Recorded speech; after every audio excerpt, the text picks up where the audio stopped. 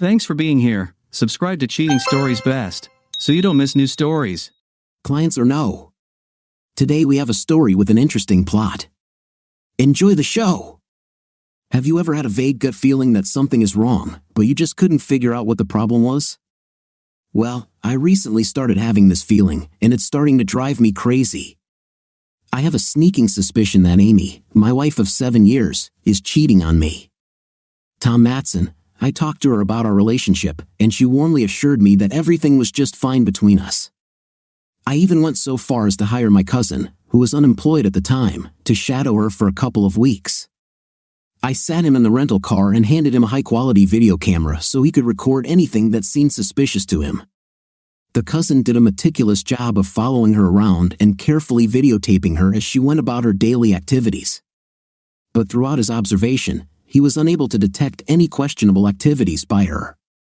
My job as a senior project manager at a large bank requires me to be in the office all day long. I don't travel often and never work on weekends. I also rarely have to work late at the bank, so Amy could never complain about me being away from home too often. For a young 29-year-old guy, I make pretty good money, so we live in a comfortable house and drive nice cars.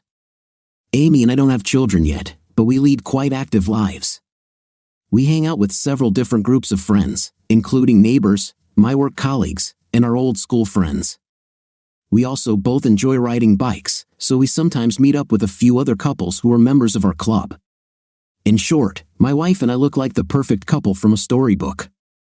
Taking all this into account, I racked my brain for a long time trying to come up with a reason why Amy could be cheating on me but failed without finding any clues.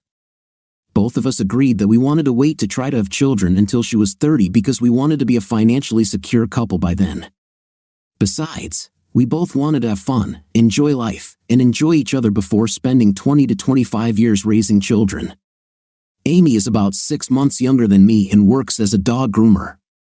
Her fine arts degree didn't do much for her in the job market when she was trying to find a job in that field, so I suggested she just start her own business doing what she liked best. Well, she loves dogs. We have 2 at home. So we bought a custom trailer that she hooked up to her SUV, and voila, Amy took up traveling dog care. She soon had dozens of regular clients, and she visited each of them at home about once a month to care for their pets. Her heated trailer has hot water, a vacuum system, a hairdryer, air conditioning, and everything else she might need to care for her dogs. Like our home, some of her clients have a dedicated pet washing/grooming annex next to the garage, so sometimes she uses that instead of her trailer. Amy has a small handheld terminal that allows her to accept credit cards to pay for her services, but she seems to receive most of her money in cash. I know this because I helped her with her bookkeeping and tax forms. So what made me think she was cheating on me? Damn it if I knew. We have always had and still have a great intimate life. Amy is willing to do just about anything my twisted mind can think of in bed, and for my part, I can't remember ever saying no to anything she asked me to do. We are both home almost every evening and weekend. We always communicate well, ride bikes together, and go to the gym together. So when and where could she cheat on me? The only time we really spend apart is during the hours we work, which is why I hired my cousin to watch her for 2 weeks. He really surprised me by providing a complete and detailed account of her activities, including exact times, locations, and videos of her arriving and leaving each meeting and where she was in between calls. No matter how you look at the report, there were no illogical failures or inexplicable discrepancies in time. All her time in the field was fully documented. I even cross-referenced the receipts she received with her appointment calendar, and they all appeared to be correctly formatted and consistent with her appointments. And yet still, something felt almost imperceptible. Something in her eyes, in her smile, in her voice, was simply not the same as before, and this went on for about 6 months. I couldn't just stand in front of her, directly announce my doubts to her face, and accuse her of anything simply because I had nothing to blame her for. Damn, maybe I'm being paranoid or going crazy. I watched her when we went out with friends, but mostly she hung out with other ladies. I've never seen her sneaking whispers to another guy. She never disappeared anywhere at parties, nor did she retire with anyone for an hour to chat tête-à-tête over a glass of beer or a cocktail. I tried to observe my wife as discreetly and cautiously as possible, but Brad, one of my old and bosom friends, nevertheless noticed something unusual in my behavior at the last big party. "Tom, dude, you have to let go of her leash. It seems like you won't let this poor girl get more than 20 feet away from you."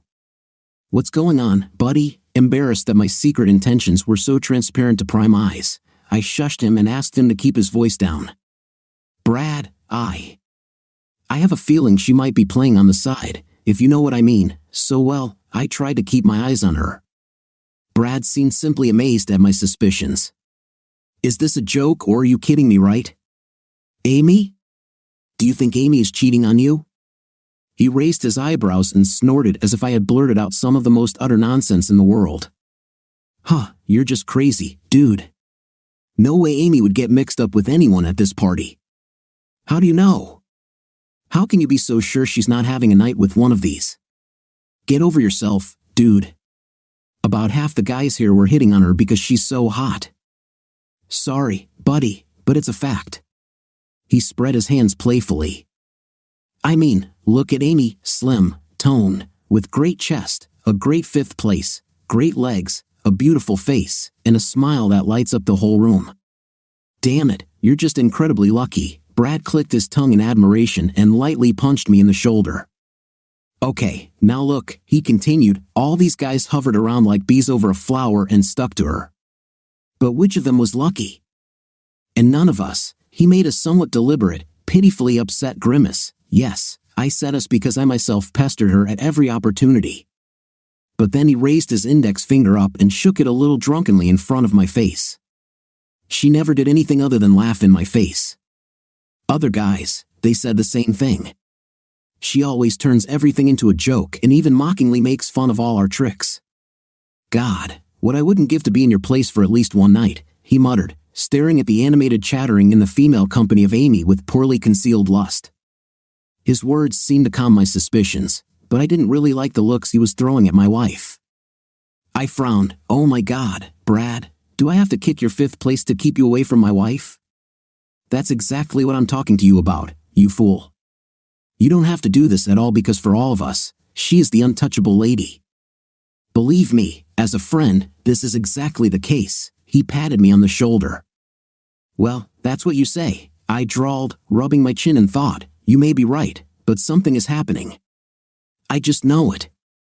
"Listen, Tom," he said decisively, "I love you like a brother, but if you screw up and piss her off with your stupid suspicions so much that she leaves your jealous fifth place, then I will be the first to step on your stupid head when I run to her doors to get ahead of the crowd of all those candidates." I waved my hand, almost convinced by his heated speech. Okay, you're right. I was being stupid. It's just, I love her with all my heart, and I don't want to lose her. Please, Brad, don't say anything about this to anyone, and I'll try to put it all out of my mind." Brad laughed and patted me on the back. "That's great. Just go home and treat her right, or I'll knock on your door." This conversation of ours became the first alarm bell for me, which, however, seemed to be a false signal. The party ended, and I took Amy home, and we had some hot night. As I lay in bed and calmed my breathing, I replayed the conversation with Brad in my head and finally decided that I was simply wasting my energy and driving myself crazy for no rational reason. All my investigations showed absolutely nothing, while Amy continued to treat me like a king and the only man in her life. I drew a line under the doubts and thoughts and told myself that I was tired of playing amateur detective, and I needed to finally start trusting my wife. When Amy arrived at Brad's house for his daughter's monthly grooming, she immediately noticed that he was nervous. "What's the matter, Brad?" she asked. "What's on your mind? You seem preoccupied with something. How has Tom been lately after that party?" He answered the question with a question. "Is he still acting strange?" "No. It's only been a few days, but he seems okay. At our house, everything is as usual." "Why are you suddenly asking about Tom?" She could not understand the purpose of his question. "I saw him keep his eyes on you at the last party." He hesitated a little. "I had a little too much to drink then, and well, I let slip a little because he seemed to be spying on you." "What? Are you serious, idiot? Now he'll make his thick-headed cousin watch you." Amy clasped her hands and seemed seriously angry. "No, don't worry, Everything is fine, Brad said in a calming voice, putting his hands forward. I pretended to be worried that he was starting to go crazy with his suspicions. In general, I did everything as you and I agreed. I told Tom that the boys and I kept hitting on you, but you always kicked us off, so I convinced him that there was absolutely nothing to worry about. I think he believed his best friend. Brad grinned. What's all this crap about his cousin? I told you I've seen him 4 times in the last couple of weeks, although I've never noticed him in town before. Frowning and biting her lower lip, Amy thought, mechanically twirling a lock of hair around her finger. You know, she said hesitantly, maybe I'm kind of paranoid, but it seems to me that this cousin of his may have been following me. This is weird. I know your husband suspected something was going on, but he couldn't figure out what it was. Did Tom tell you anything about this? No, he hasn't brought this up again since the last time he asked me if we were okay. Damn, this really upsets me, Amy rubbed her temples dejectedly. I love him, but I'm afraid he would never accept this idea, so he must not find out what we did. I agree, Tom is a good guy. If he somehow found out about our arrangement, yes, it would cause him great pain. Amy nodded her head and said, well, okay, well, I have about an hour left. You want, as usual? Yes, baby. Brad boomed enthusiastically, starting to hastily take off his clothes. As always, doll, I love it so much. As usual, I need $200 in cash, and I'll charge your card another $75 for services for Buster, Amy said, following Brad into the bedroom. That day, Brad was a little more energetic and quick than usual, so afterward, they just lay in bed, hugging each other and talking. Brad, you're going to have to tell the other guys to be careful and hold their tongues and not say anything stupid in front of Tom. I admit we all had a lot of fun, Amy stroked Brad's thigh with a satisfied smile, and you guys have been very generous to me, but in a couple of months, I'm going to stop my little side business. Hey, wait, why the hell do you suddenly want to stop everything? Frowning his eyebrows, Brad jumped up from the pillow and sat up on the bed. I've almost reached my goal of $122,000, which I will need to pay for my husband and my surprise trip to Hawaii. I hope that Tom will make me pregnant while we enjoy our vacation. During this trip, Amy said, smiling dreamily, stroking her stomach and circling her finger around her navel, I'd have to go off birth control to do this, of course. So I'm sorry, but I can't risk one of you accidentally becoming a father, Amy said with a chuckle. However, Brad did not share her good-natured and playful mood. The news he heard from Amy was reflected on his face as if he had chewed a whole sour lemon. Damn, Amy, you're making me so upset. I couldn't even imagine that it would ever end so suddenly. The guys and I are paying you great money for your beautiful 5th place. You know that our prime wives never allow us to do such things. With his pleading voice, the lover tried to pity her and persuade her to change her decision. Brad then leaned forward and tried to kiss Amy, recoiling sharply. Amy jerked her head to the side. Hey, what the hell are you doing, Brad? We've said it before, no romance, it's just business. You all pay money for a specific act and nothing more. Please don't make me tell you this again, she exclaimed angrily. Brad pouted, but then raised his hands in repentance. Okay, forgive me. You're just so beautiful that sometimes I get carried away and can't control myself. Amy grinned and patted his cheek. I know that, honey. I like all of you guys, and I really enjoy spending time together, but this is not love. This is just business, nothing more. Amy stretched sweetly and then jumped out of bed, picking up her scattered clothes. Okay, I need to give Buster a quick shampoo before I leave, and you need to get back to work. My appointments are scheduled for another 4 weeks from today, but today was the last time we did this, she concluded, pointing to the bed.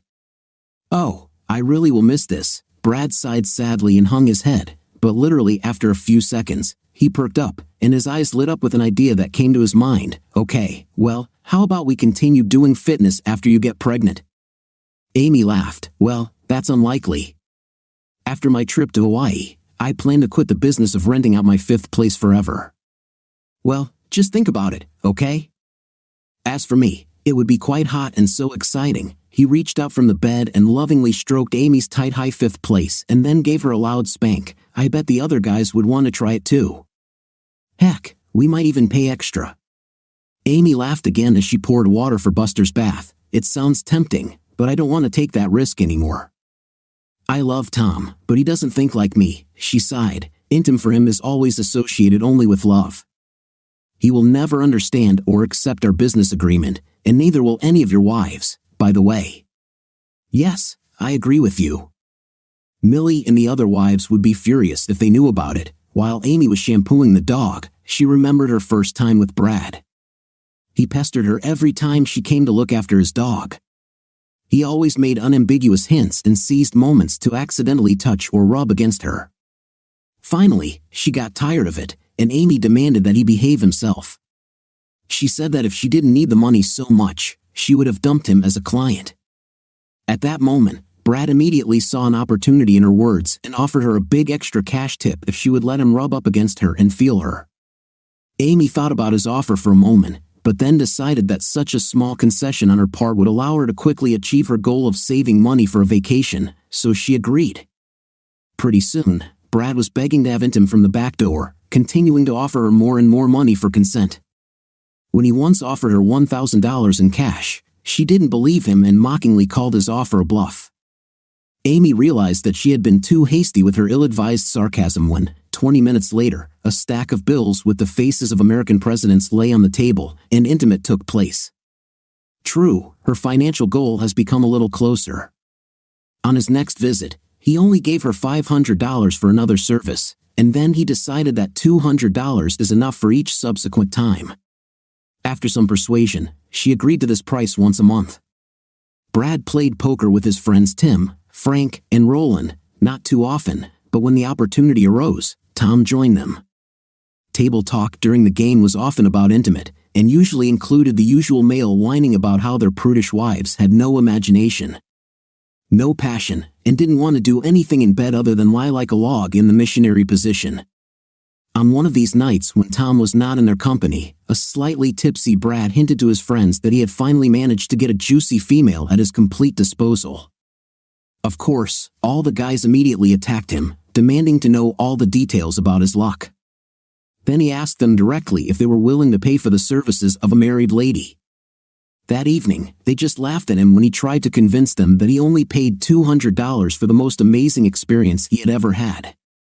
They called him an old liar who mistook his drunken fantasies for reality and advised him to sleep it off and not fool them anymore.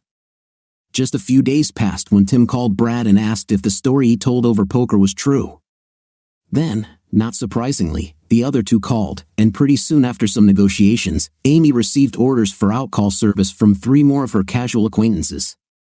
She met with each of them and explained what she would do and why it would only happen once a month for the next 6 months or so.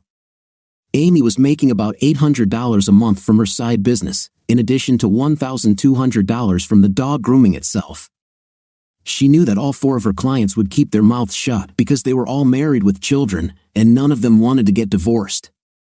At first, Amy felt some guilt for secretly deceiving Tom, but for the most part, renting out her services for a fee was just a service to her, just like her dog grooming business. She was confident in her love for Tom and was going to have children with him. She never refused him marital intim. Now, Amy had only a few weeks left to achieve her goal, and then she could easily give up unnecessary worries and focus on the birth of her child. Everything in her life went according to a well-thought-out plan. Tom was sitting at his desk, looking at some financial reports, when the screen of his personal cell phone lit up.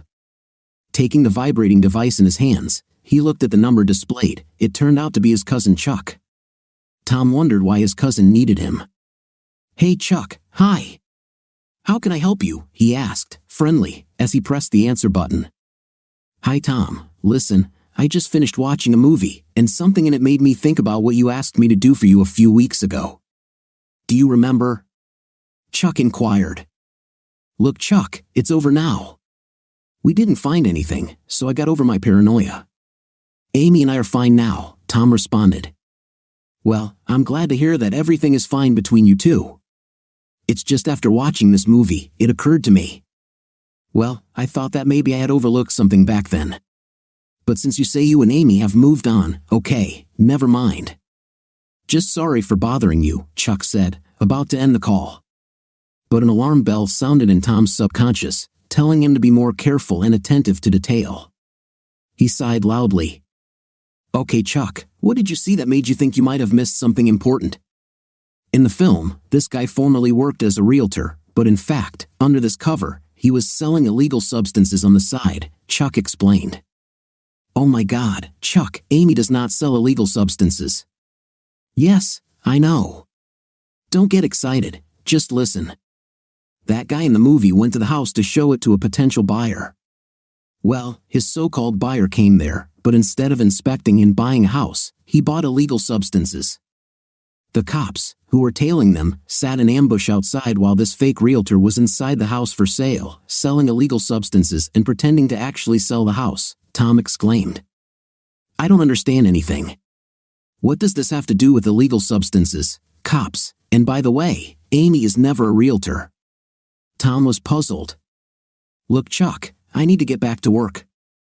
"Damn, bro, you're so tight," Tom replied, feeling stressed. "I know she's not a realtor, but she goes into people's houses and stays there for an hour or more. Sometimes she works in her trailer, but sometimes she's inside, out of sight." "Well, now do you understand what I mean? How can you be sure that is what she does there, behind closed doors?" Chuck pressed. Tom's thoughts were racing, his old paranoia instantly returning. "Oh, look, Chuck, did you take notes on which dogs she worked with in her trailer and which dogs she worked with in the houses?" "No, but the video footage of her coming and going would have shown her going into her trailer if she had used it." "Do you still have these videos?" Chuck asked hopefully. "Hell no, I threw all that stuff away after talking to Amy." "But maybe you still have a copy?" Tom asked hopefully. You yourself ordered me to throw it away, and I..." "Well," Chuck mumbled, stuttering. "Chuck, I know you always like to stare at her. So, if you kept these notes, I promise that I won't be angry with you," Tom promised. Okay then," Chuck breathed out with obvious relief. "I will once again carefully review the records and summarize information about all the times Amy was detained inside houses during her trips. Can you drop by my place on your way home?" "Of course, I'll leave a little early and be with you at 16 Rue. Is this enough time for you to collect data and complete your investigation?" Tom inquired. "Yes, of course. I'm quite familiar with all this technical stuff, so I can do it pretty quickly. See you at 16, okay?" "Bye," Chuck replied. "Oh my God," Tom thought, turning off the phone. Chuck must be watching those tapes and fantasizing about Amy. The poor guy could use a job and a new girlfriend. A few hours later, Tom and Chuck met as agreed in the latter's apartment. So Chuck began showing the notes he had made during the 2 weeks that he was following her. These 3 addresses were the only ones where Amy did her work from home. I have a video of clients meeting her in every home. The first was a little girl who answered Amy's door, followed by an old lady who I assume is her grandmother or nanny," Chuck continued. Tom nodded, seeing confirmation of Chuck's words on the videotape. He fast-forwarded the image. The second case is the guy who let her in, but then about 10 minutes later, he left the house. "Here, look," Chuck pointed at the screen. "In these frames, you can clearly see his face as he reversed out of the driveway. I'm guessing he just leaves her there, and she then goes out the front door, which automatically latches behind her. Of course, I have no idea if anyone else was in the house. But Tom, you can see that no one escorted her, and she closed the front door herself."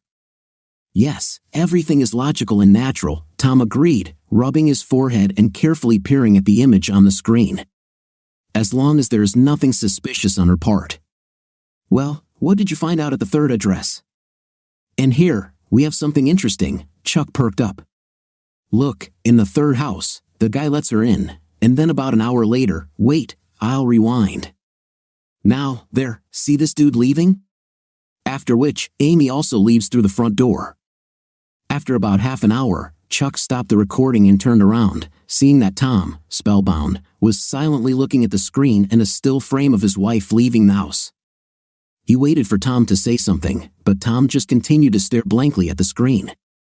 "Well, cousin, what do you say?" "Hey, Tom, are you okay?" Alarmed, Chuck waved his palm in front of his brother's petrified face.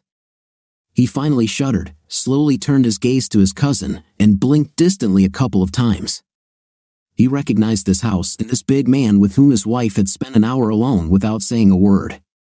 The pale Tom reached into his pocket, pulled out his phone, and opened his calendar. It contained Amy's next work meeting scheduled for the following month. Tom looked at Chuck and pointed to the screen. In that last house, there is a master bedroom located on the first floor.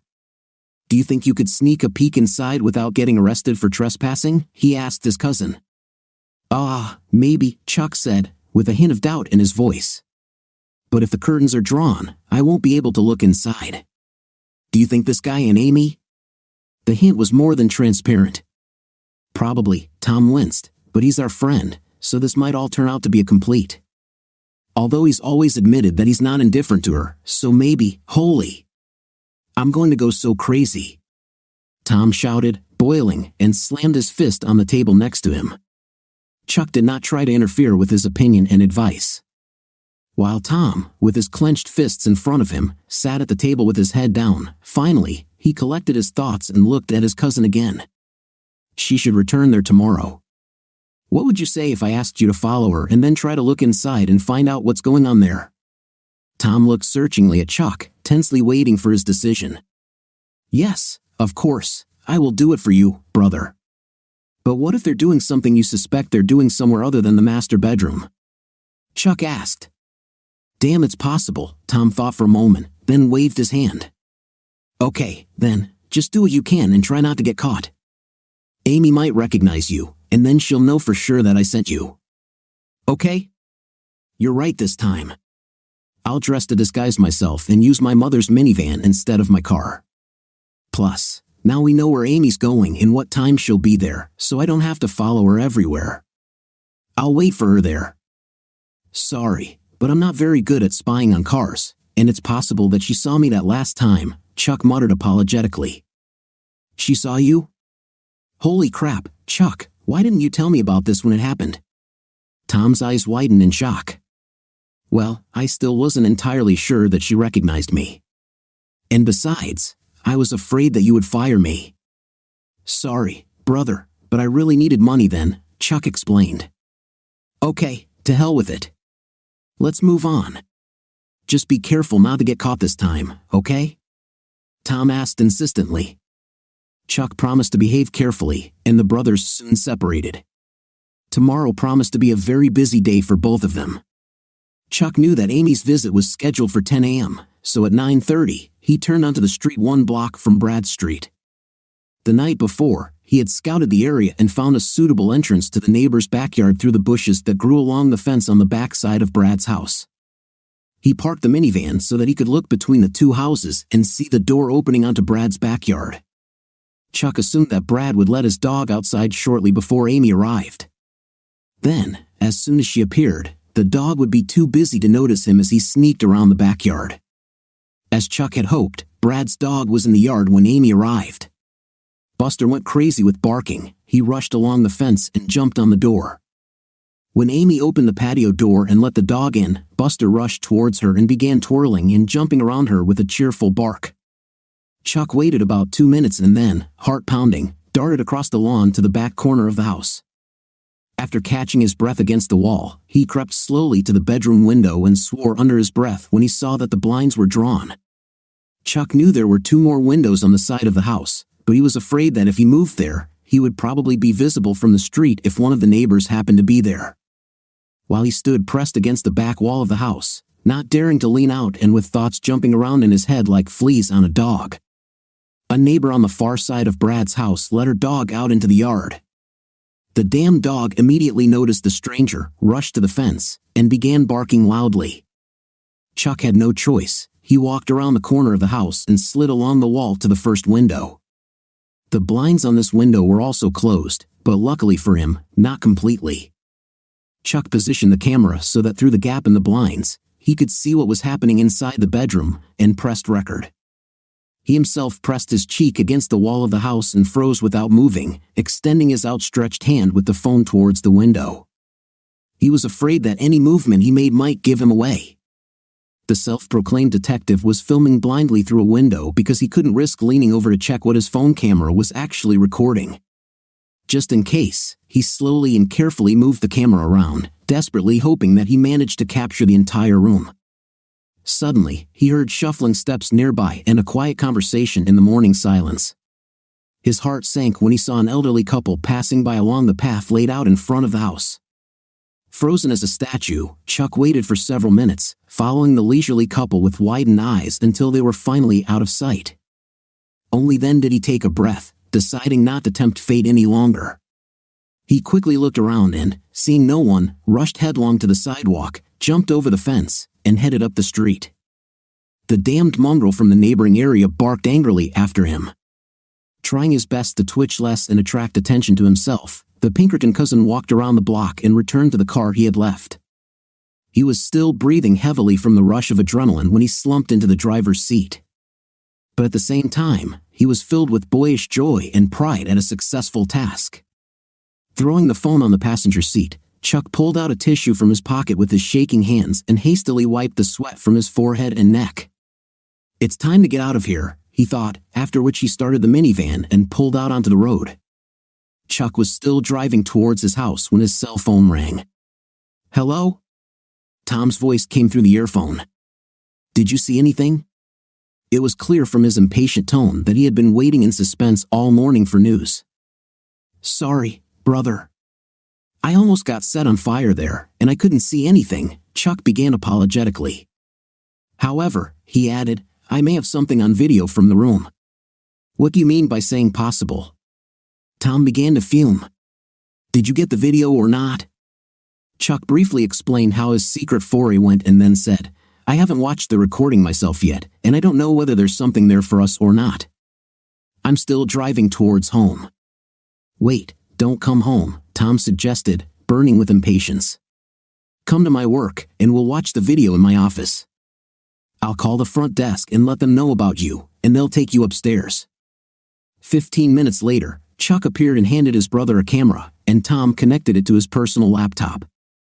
The video began with a shot of the side of a bed, then at the very top of the frame, human knees and shins periodically flashed, but nothing more. After a few moments, the camera moved slightly, and now only the lower side of the bed was visible. Tom literally groaned in disappointment and annoyance, slamming his hand on the table. "This is completely useless. You can't see a damn thing here." However, just as he finished his frustrated tirade, the image suddenly shifted again, and two bodies flashed into the frame as the camera panned up, stopping at the sight of a ceiling fan above the bed. "Stop! What was it? Can we go back and maybe freeze frame it?" Tom exclaimed excitedly, reaching for the laptop's built-in keyboard. "Wait," Chuck grabbed his hand. "Just wait a second."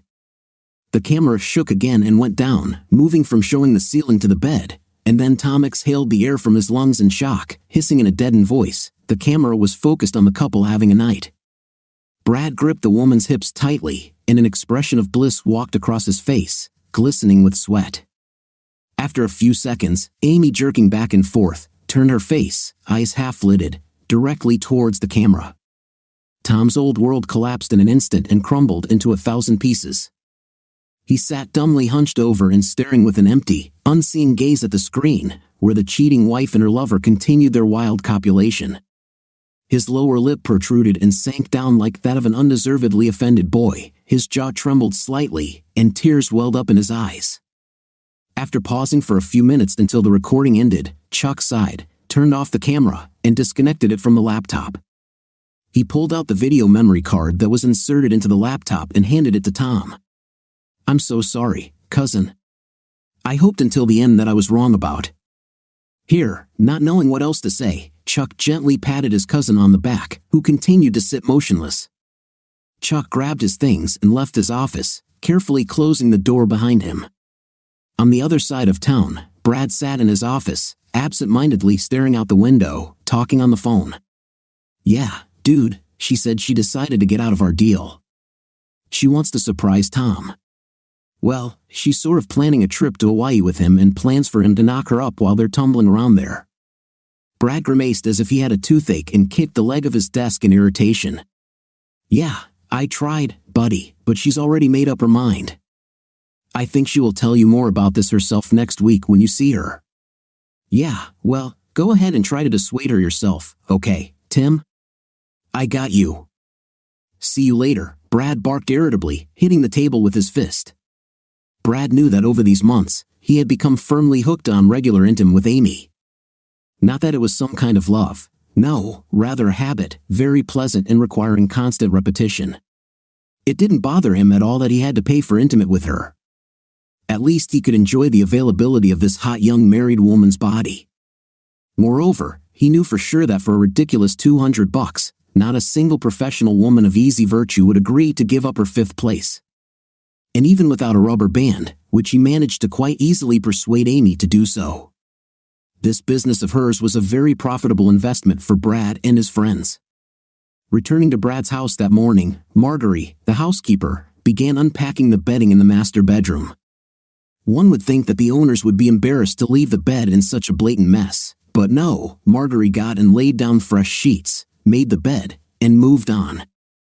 She tossed the stained sheets into the washing machine, thinking they could be washed while she cleaned the rest of the house. As Tom sat at his desk in the office, his thoughts were running wild like cockroaches as he tried to make sense of what he saw on the video. He wanted to convince himself it wasn't true, but it wasn't. She wasn't under the influence of alcohol or pills.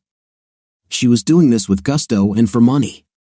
As he sat and tried to figure out what to do next with all this, suddenly a terrifying thought pierced his brain like lightning. What if she has others? Brad warned me at that party that all my friends were hitting on Amy. What if Brad wasn't the only rat?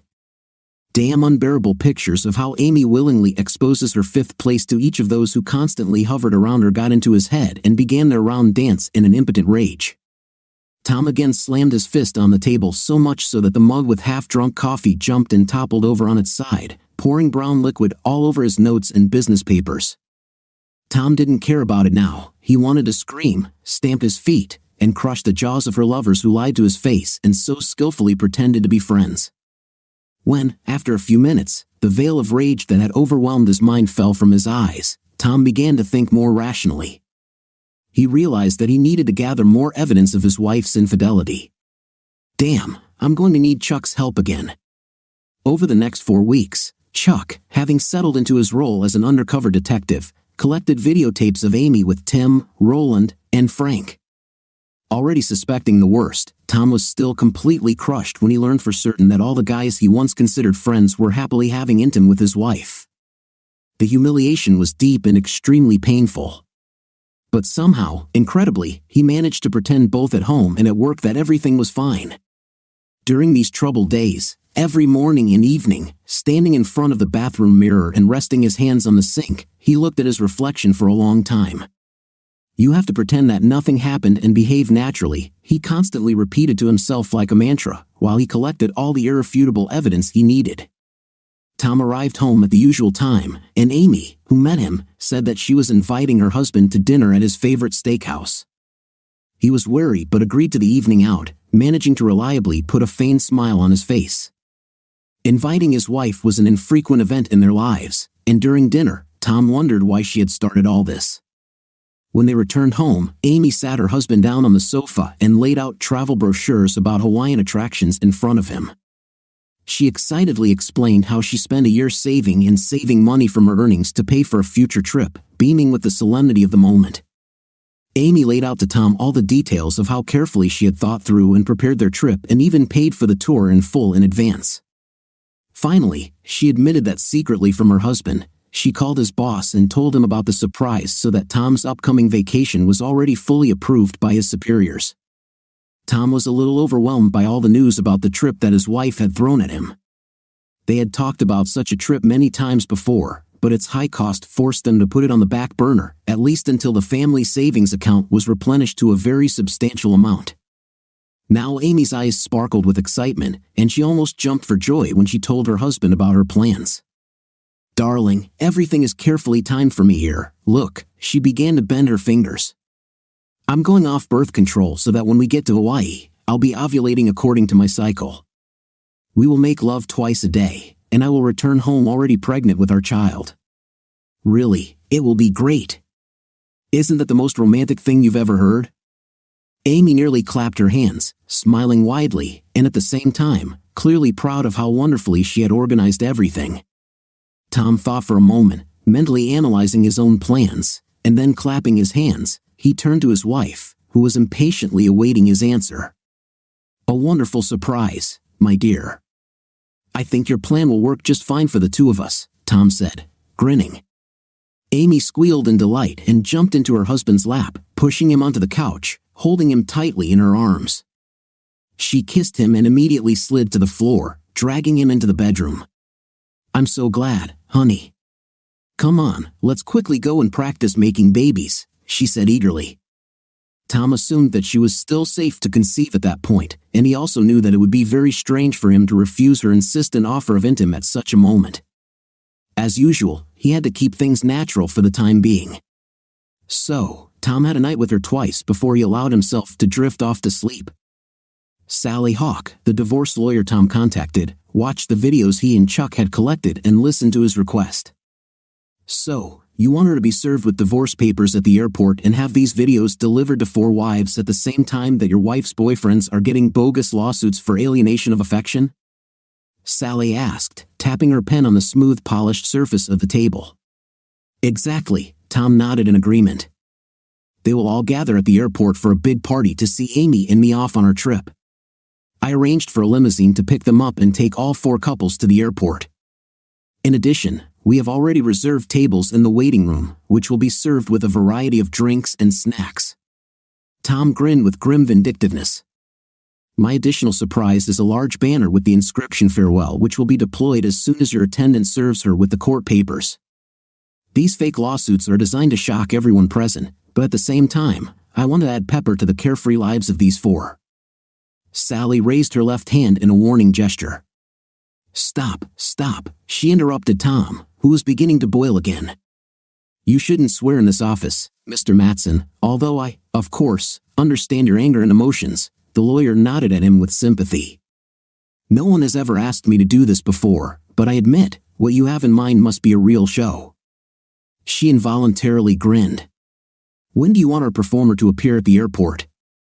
This must happen at the right moment. The very minute her flight to Hawaii is announced. So, the exact time when everything should happen is Saturday at 1300 hours. And then came the momentous day when all the deceivers and their unsuspecting spouses gathered in the airport lounge. All of the couple's luggage was pre-checked in for the flight, including some of Amy's additional personal items she put in a suitcase that she thought her husband would use while on vacation. Tom watched his watch carefully, glancing at it every now and then. A few moments before Sally's assistant was supposed to arrive with the papers, he stood up and called everyone to their attention who were cheerfully chattering and enjoying the delicacies of the guests.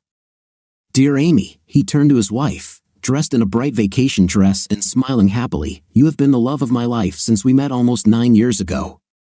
When you started grooming, I was very proud of the efforts you made. You tried your best and literally busted my 5th place to turn your small, modest business into a profitable and prosperous enterprise. Tom saw that this ambiguous remark of his caused several malicious grins and cynical winks, which his wife's lovers furtively exchanged.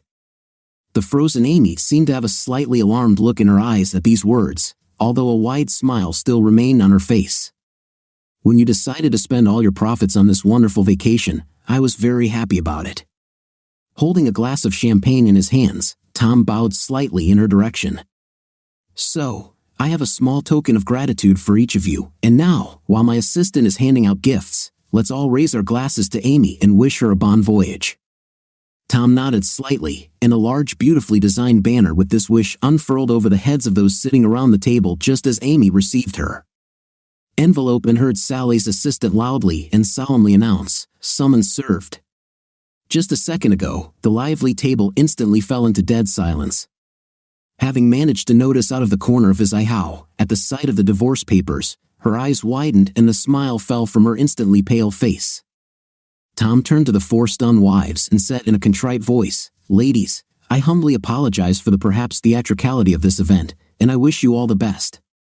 With these words, he put his still unfinished glass on the table, turned, and walked away just at the moment when the airport informant turned on and announced the start of boarding for Amy's flight. Behind him, chaos erupted as chairs crashed, glasses crashed, and everyone started yelling hysterically at each other.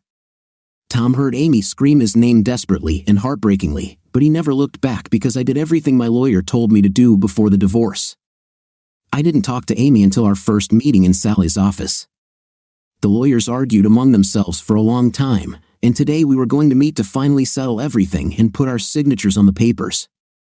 Amy insisted that I agree to a 30-minute one-on-one meeting after all the formalities were completed. I just assumed she wanted a chance to explain why she did what she did that ruined our marriage. As part of her preparatory work before the trial, Sally hired a real private investigator to check Chuck's work. This guy got his money's worth by revealing the details of the financial arrangements my future ex-wife had made with her 4 fifth-place renters. It was a real shock for me to find out that she had been cheating on me for almost a year. But the full awareness of this fact helped kill any remaining feelings for Amy that were still simmering somewhere in the depths of my soul. Sally also subsequently told me that Amy never got on the plane to Hawaii that day. Her non-refundable tickets went unused, and her fully prepaid holiday was canceled without any monetary compensation. When we all gathered at the negotiation table, Amy unsuccessfully tried to talk to me several times, but I ignored her until all the papers were signed. After the lawyers shook hands and left, we were left alone in the office. I sat down at the table opposite her and stared at her intently, encouraging her to start a conversation. She began with difficulty in a quiet, hesitant voice. "Thank you for agreeing to talk to me, Tom. I'm so sorry for the pain I caused you." Tears appeared in her shining eyes. "But honey, I still don't understand why you divorced me. What I did meant absolutely nothing. It was just a business agreement, a commercial service, nothing more. You were the only man in my life that I love, and the only one I will ever love for real." Amy leaned forward across the table and tried to take my hands in hers. I sat back in my chair and silently crossed my arms over my chest, continuing to look coldly at my now ex-wife. Tears rolled down her cheeks, and the tone of her voice began to sound pitifully pleading. "Tom, please, we've always had such a good time together. Please, baby, why can't we just leave this misunderstanding behind? It was just a stupid deal." I raised my hand to stop her. "Amy, I believe you. When you decided to sell yourself to these guys, I know you didn't think much of it. To you, it was the same as if you agreed to let them, I don't know, wash your feet or give you a pedicure, right?" She nodded so hastily and furiously, like a Chinese dummy, that I chuckled internally. As if you wouldn't tear her head off. "It was an intimate act." "Oh, sorry, correction, a lot of acts that didn't really mean anything to anyone. Did I understand everything correctly?" Her face drenched in tears with running mascara and smeared lipstick instantly brightened and lit up happily. "Yes. Oh my God, honey, you finally understood. All this meant nothing to me." I raised my hand again, this time interrupting her wild joy. "Yes, Amy, it took me a while to figure it out, but now I fully understand that everything you did was just a business deal that meant absolutely nothing to you." Now, I raised my voice, pronouncing the words clearly, but the small nuance in this whole business, Amy, is that it meant a lot to me. "Let me ask you, Amy, when you made an agreement with them to sell yourself to them, did you really think that I would agree to your deal?" She lowered her head, biting her lips and fumbling with the napkin in her white-knuckled hands. "Well, that's the problem. Maybe for you, it didn't mean anything, but you knew for sure that for me, this would mean everything. But you did it anyway." I stood up, took 2 tattered $100 bills from my back pocket, and threw them on the table in front of Amy. "Thank you for giving me your time today. Keep your usual fee." She didn't say anything, just shuddered with her whole body as if from a slap in the face and closed her eyes. Her lips trembled, and transparent tears continued to stream from under her clenched eyelashes. The past was over. I turned and left, accompanied by the quiet sobs of a woman who was now a stranger to me. What do you think of today's story? I liked that there were plenty of plot twists and twists and twists. Write your opinion about the story in the comments. See you in the next video.